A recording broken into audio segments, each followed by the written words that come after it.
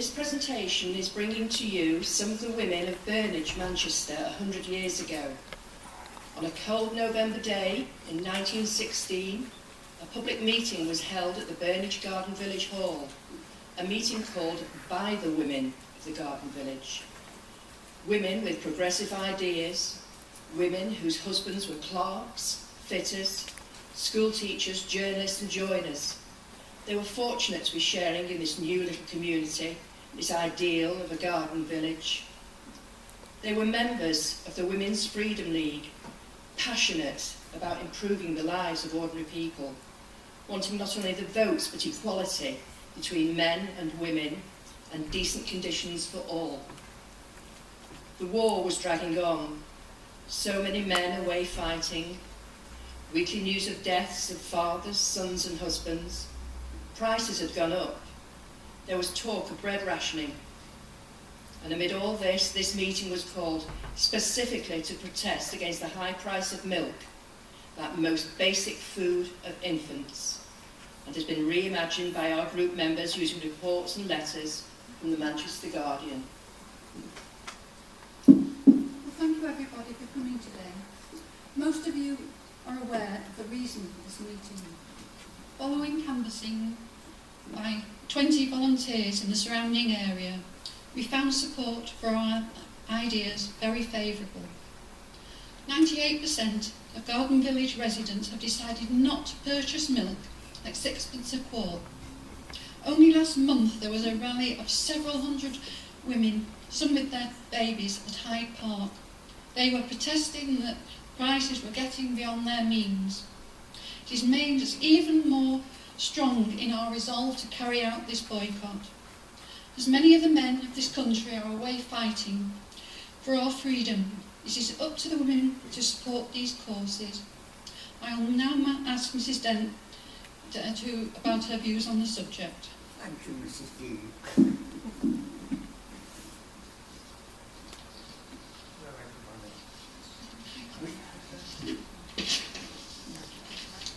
I can't do it with these notes. Thank you, Mrs. Dean. We all feel very strongly about the well-being of our children. All children need nourishing food to develop properly. Indeed, our country's future depends on it.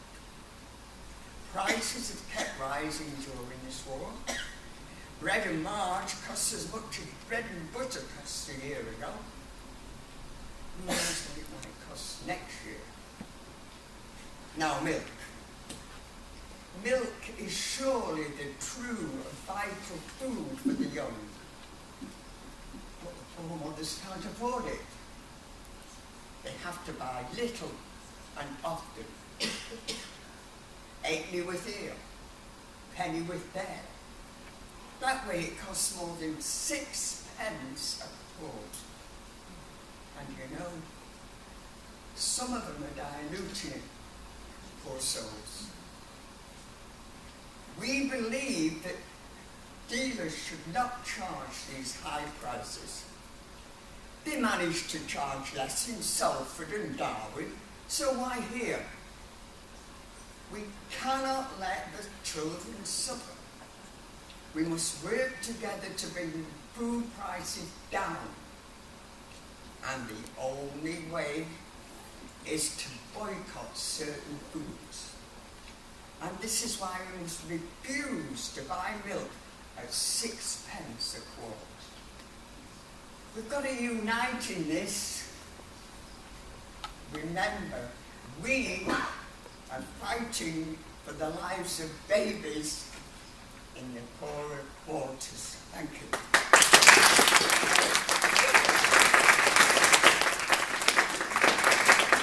Thank you, Mrs. Dent. I'll now ask Mrs. Doughty to put forward her views.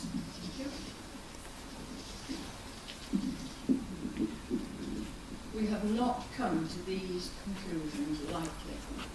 We've had many, many discussions. Our talks with the milk dealers have not got us very far. The farmers and retailers have to make a living, of course they do, but not by exploiting their customers. They can do all right at 5p a quart in Pendleton and in Failsworth at 4p halfpenny, then why should we pay 6p in Burnage? Poor mothers simply cannot afford it. And remember, old people and invalids, they need milk too. There is agitation going on in other places as well as here in Burnage. We hope it will spread throughout the country and force the government to act. I want to read you a letter one of our garden villagers has written to the paper. This is to our Manchester Guardian. Sir, milk at 6p a quart to people who buy a little at a time means milk at 8p a quart to the very poor, who normally buy it by the halfpennyworth. For a penny, they get about 1/8 of a quart. This is a prohibitive price. Bottle-fed babies in the poorest quarters cannot get proper food. As a consequence,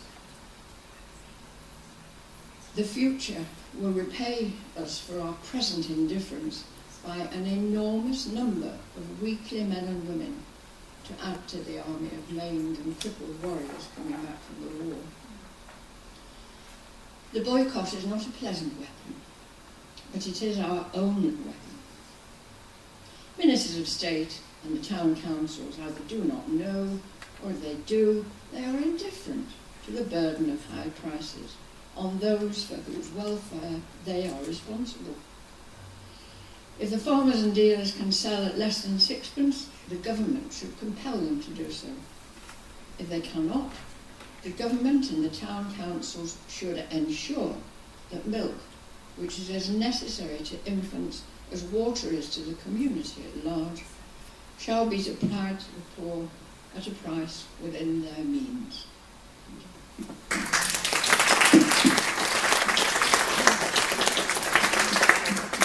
Thank you, Mrs. Stanley.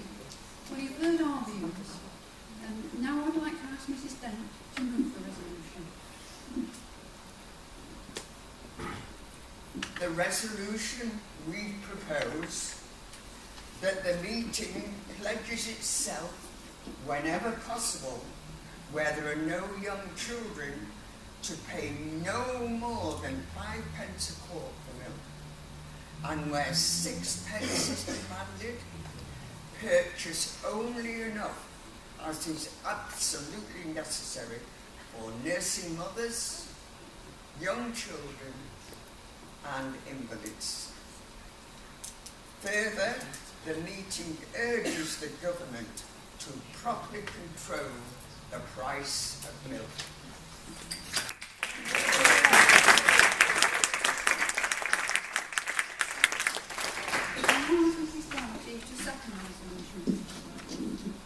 Well, I am proud to second this resolution, which I believe in with all my heart.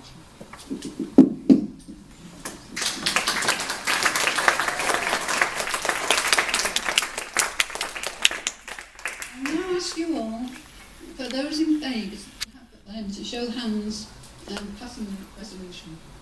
So clever. Aye. Thank you. That looks as if the meeting is almost unanimous in support.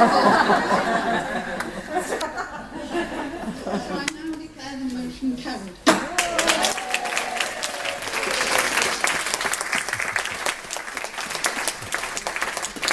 Before I close, I would like to invite all the ladies who are here today, and gentlemen as well, to attend the Burnage Garden Village Hall from Tuesday afternoon meetings of our Women's Freedom League. One of our founders, Mrs. Despard, has addressed us here in the past. Also her cousin, Mrs. Isabel Tippett, and Mrs. Anna Munro have been guest speakers. We are a group who are dedicated not only to obtaining the vote, but equality for all women in the country. For too long, women have had to sit back and let men take all the decisions. We do not want to be lawbreakers, but lawmakers. And finally, let us remember Sylvia Pankhurst's words. Love and freedom are vital to the creation and upbringing of a child. I now declare this meeting closed.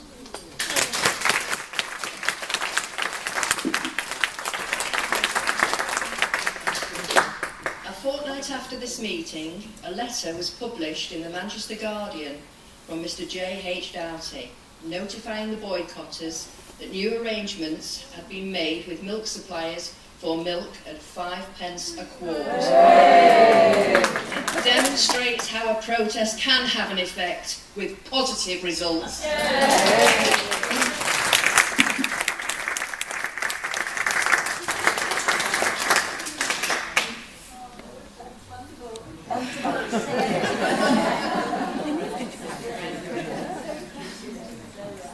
Just terrific. Thank you so much.